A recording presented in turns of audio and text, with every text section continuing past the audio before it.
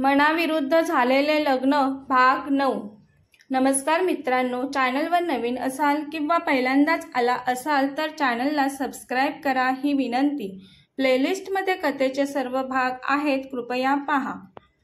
विक्रांत हॉस्पिटलमधून घरी येतो। घरी आल्यावर डॅड त्याला विचारतात, विक्रांत कशी तब्येत आहे वीरेंची आता? डॅड ठीक आहे तो, मला वाटतंय तो लवकरच होईल रिकवर। मीही आता मुंबईला निघायचं बोलतोय। तेजूचा नवीनच जॉब आहे, जास्त सुट्ट्या मिळणार नाहीत तिला। पण ती तयार होईल का डॅड माझ्यासोबत मुंबईला यायला? मला तर उद्याच जावं लागेल, अगदी कोणत्याही परिस्थितीत। सुट्ट्यांचा खूप प्रॉब्लेम असतो डॅड। हो, मी समजू शकतो बेटा, पण तुम्ही पाहत आहात तेजूचं तिच्या भावावर किती प्रेम आहे ते, आणि त्यात तुम्ही तिला बोललात चल म्हणून तर ती हर्ट होऊ शकते बेटा। तुम्हाला परिस्थितीचं गांभीर्य लक्षात घेऊन तिच्याशी संयमाने बोलायला हवंय। जमेल ना तुम्हाला विक्रांत? हो डॅड, नक्की जमेल मला।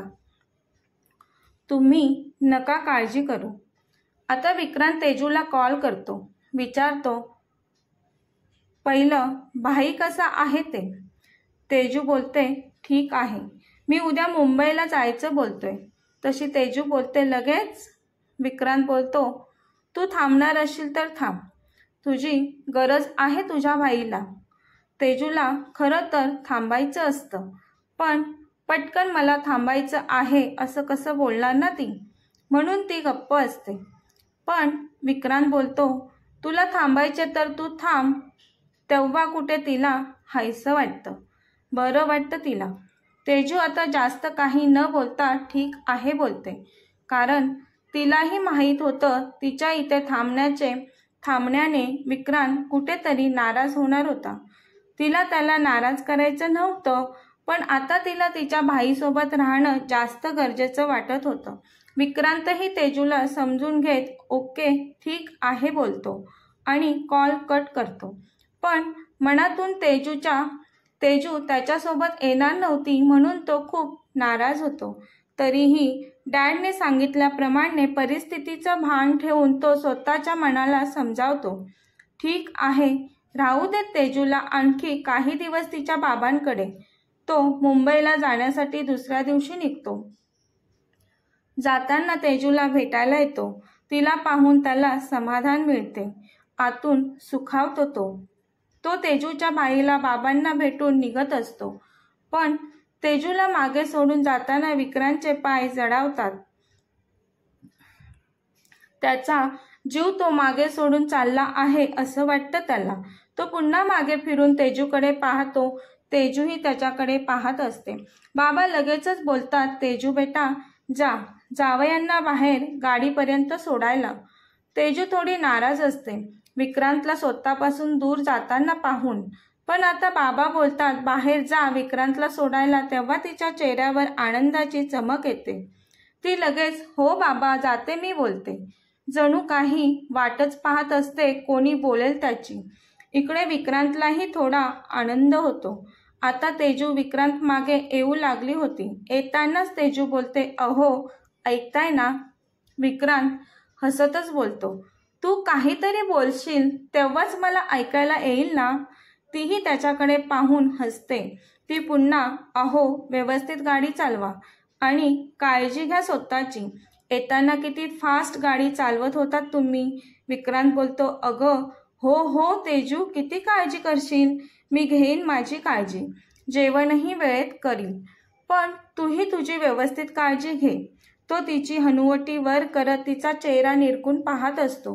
तेजू इकडे तिकडे नजर चोरत बोलते अहो असे काय पाहताय माझ्याकडे? विक्रांत बोलतो तुला पाहत आहे, माझ्या डोळ्यांमध्ये सामावून घेत आहे तुझे हे सौंदर्य। आता किती दिवस तुझ्यापासून मला दूर राहावं लागेल तेजू माहीत नाही। अहो असं काय बोलताय, मी येईल लवकर तेजू बोलते। विक्रांत बोलतो आता मी तुझ्याशी चांगलं वागत होतो तर तुला माझ्यापासून दूर राहावं लागतंय। माझी चूक आहे आणि त्याच चुकीची मी शिक्षा भोगत आहे। तशी तेजू त्याच्या तोंडावर हात ठेवत बोलते अहो काही काय बोलताय, मी जास्त दिवस थोडी राहणार आहे. तुमच्या वाचून मलाही इथे करमणार नाही हो. पण तुम्ही मला समजून घ्या ना प्लीज, ती रिक्वेस्ट करते. तो तिच्या गालाला हात लावत, अगं अगं रिक्वेस्ट करायची काही गरज नाही तुला.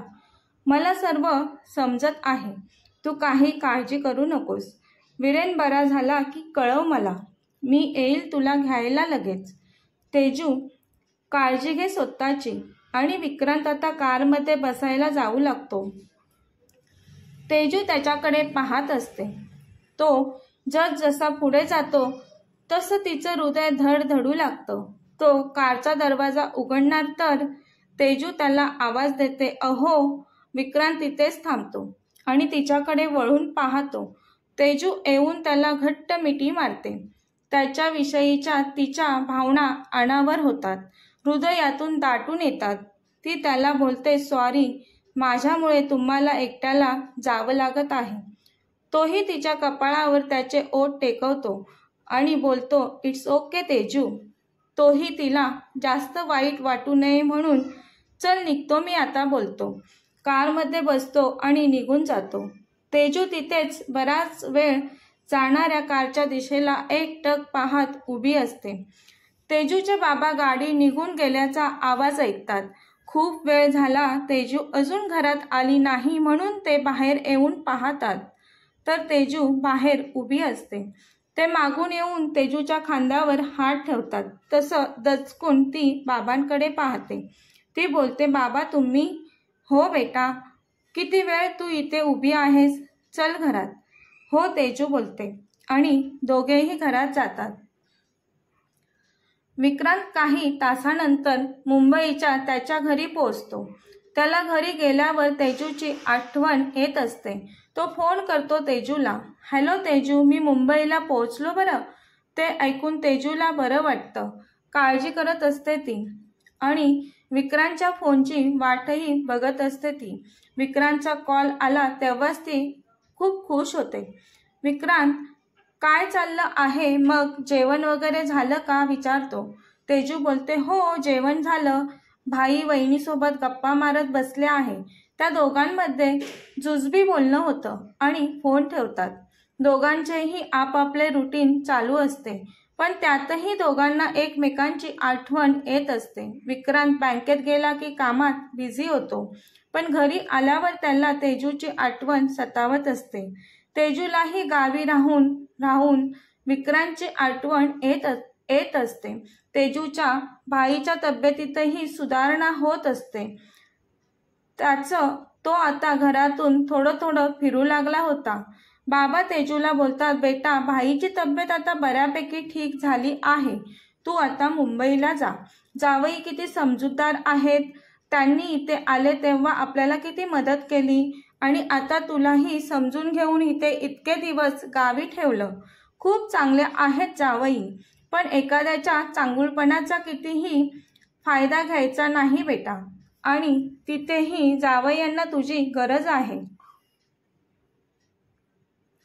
तसेच तुझी सुट्टीही संपत चालली आहे. तू आता विक्रांतना घ्यायला बोलव. तेजूही खुश होते. तीही विक्रांतना कॉल करते. मला घ्यायला गावी या, विक्रांतना सांगते. तेजू येणार म्हणून विक्रांतही खुश होऊन तेजूला घ्यायला लगेचच गावी निघतो. विक्रांत गावी आल्यावर परस्पर तेजूच्या घरी जातो. तेजूच्या घरी गेल्यावर तेजूचे बाबा जावयाची चांगल्या प्रकारे उठबस करतात. आता तेजूची विक्रांतसोबत परतण्याची वेळ आली होती. तिचे बिचारीचे मन दोन्हीकडे गुंतले होते. विक्रांत नव्हता तेव्हा त्याची आठवण तिला सतावत होती आणि आता बाबा, भाई आणि वहिनीला सोडून जाताना तिचे पाऊल जड झाले. मनातच तिने खूप ठरवलं होतं, जाताना रडायचे नाही. मी रडले तर बाबांना, वहिनीला, भाईला सर्वांनाच वाईट वाटेल. तरीही घरातून निघताना अश्रूंच्या धारा वाहू लागल्या.